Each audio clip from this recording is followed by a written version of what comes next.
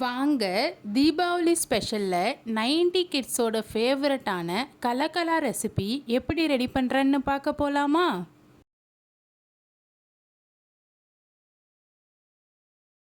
First ஒரு 2 spoon கிட்ட ரவையை ஊற வச்சு எடுத்துக்கிறேன்.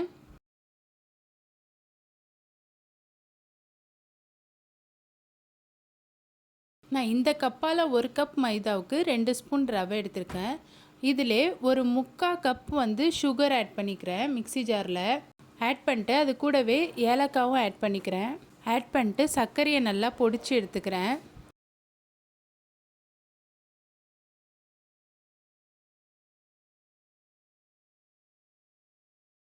நம்ம மாவு ரெடி பண்ணிக்கலாம். நான் 1 கப் மைதா மாவு எடுத்திருக்கேன். இப்போது ஊற வச்ச ரவையும் இதில் ஆட் பண்ணிக்கிறேன்.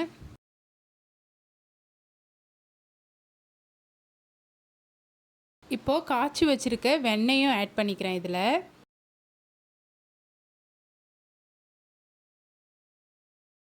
இப்போது பொடி பண்ணி வச்சுருக்க சுகரும் ஆட் பண்ணிக்கிறேன்.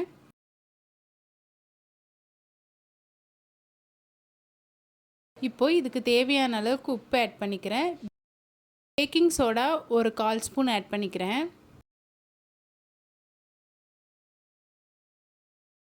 ஆட் பண்ணிவிட்டு நல்லா மிக்ஸ் பண்ணி எடுத்துக்கிறேன்.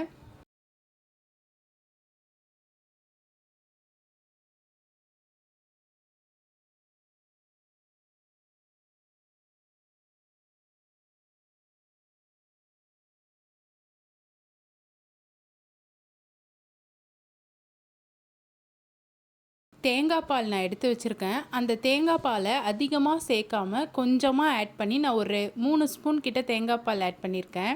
அந்த தேங்காய் பாலையும் ஆட் பண்ணி மிக்ஸ் பண்ணி எடுத்துக்கலாம். ஒரு 4 ஸ்பூன் கிட்ட நான் ஆட் பண்ணியிருக்கேன்.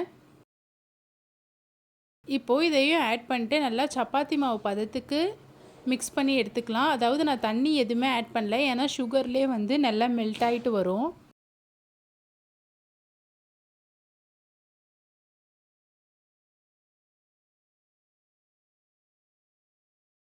சப்பாத்தி டோ அளவுக்கு நல்லா ரெடி பண்ணி இந்த அளவுக்கு வச்சுக்கிறேன். இது அப்படியே ஒரு 1/2 அன் ஹவர் விட்டுடுறேன்.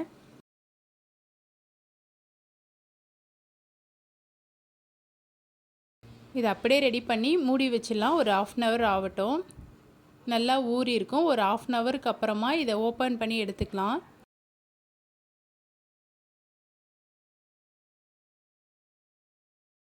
இப்போது இதில் மாவோ இல்லை எண்ணெயோ ஆட் பண்ணிவிட்டு நம்ம சப்பாத்தி மாவு உருட்டுவோம்ல, அது மாதிரி உருட்டி எடுத்துக்கலாம். ஃபஸ்ட்டு உருட்டிட்டு நம்மளுக்கு எந்த சைஸ்க்கு வேணுமோ அந்த சைஸ்க்கு கட் பண்ணி எடுத்துக்கலாம்.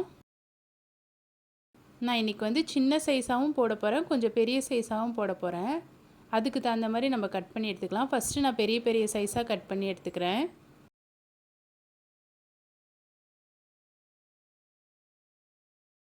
ஒரு கத்தியை வச்சு நம்ம கட் பண்ணிக்கலாம்.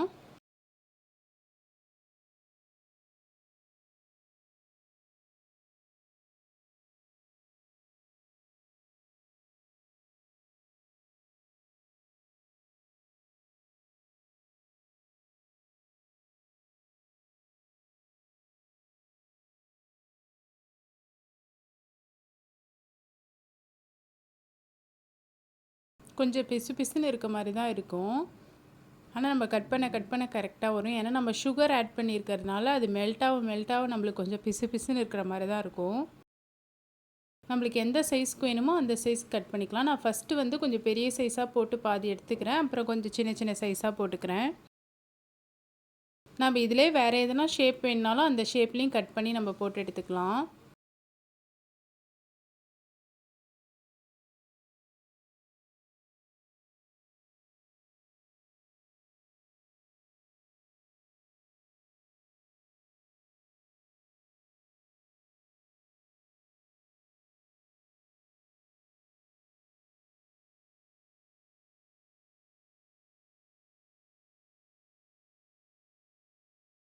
இப்போ இதை தனித்தனியாக பிரித்து எடுத்துக்கலாம்.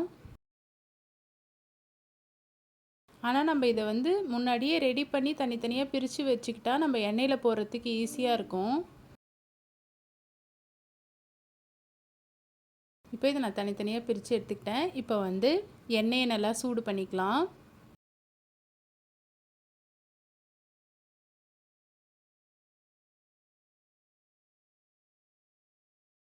இப்போ எண்ணெய் நல்லா சூடானதுக்கப்புறம் நம்ம போட்டு எடுத்துக்கலாம். நான் மீடியம் ஃப்ளேமில் வச்சு தான் வேக வச்சு எடுத்திருக்கேன். ரொம்ப ஹை ஃப்ளேமில் வச்சாலும் தீஞ்ச மாதிரி ஆகிடும். அதனால் நான் மீடியம் ஃப்ளேம்லேயே வச்சு இது மாதிரி எல்லாத்தையும் போட்டு எடுத்துக்கலாம்.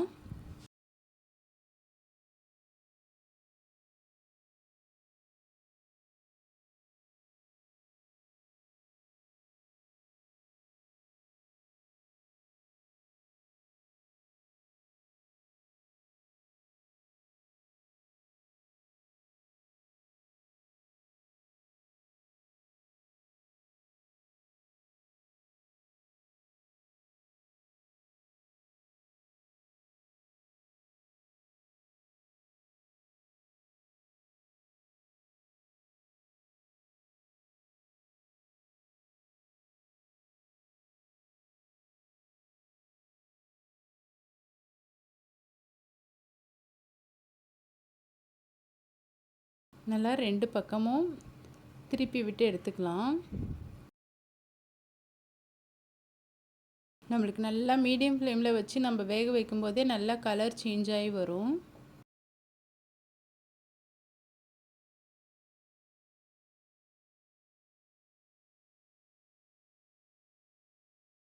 இந்த பாருங்கள், நல்லா கலர் சேஞ்ச் ஆகி வந்துடுச்சு.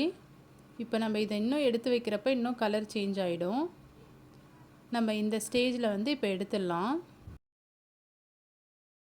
ரொம்ப கலர் சேஞ்ச் ஆனாலும் தீஞ்ச மாதிரி ஆகிடும்.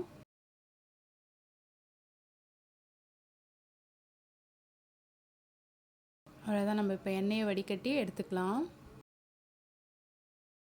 நல்லா உப்பி வந்திருக்கு பாருங்கள்.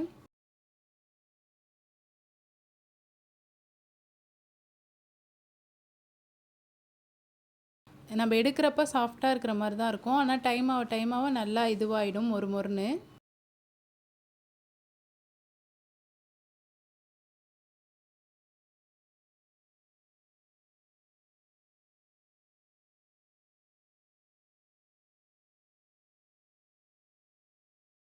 தட்டில் போட்டுக்கலாம். இப்போது அடுத்தது சின்ன சின்ன சைஸாக போட்டு எடுத்துக்கிறேன். இது மாதிரி பேலன்ஸ் இருக்க எல்லாத்தையுமே போட்டு எடுத்துக்கிறேன். நம்மளுக்கு எந்த சைஸ்க்கு வேணுமோ, நான் கொஞ்சம் பெருசாகவும் கொஞ்சம் சின்னதாகவும் எடுத்திருக்கேன். எல்லாத்தையும் பொரித்து எடுத்தாச்சு. நம்மளோட சூப்பரான 90 கிட்ஸ் ஃபேவரட்டான கலக்கலா ரெசிபி ரெடி ஆகிடுச்சு. நீங்களும் இதை ட்ரை பண்ணி பாருங்கள். ட்ரை பண்ணி பார்த்துட்டு எப்படி இருந்துச்சுன்னு கமெண்ட் பண்ணுங்கள். இது போல் தீபாவளி ரெசிபிஸ் உங்களுக்கு பிடிச்சிருந்தா என் சேனலை ஃபாலோ பண்ணிக்கோங்க. லைக் பண்ணுங்கள், ஷேர் பண்ணுங்கள், சப்ஸ்கிரைப் பண்ணிக்கோங்க. நெக்ஸ்ட் வீடியோவில் பார்க்கலாமா? பாய்.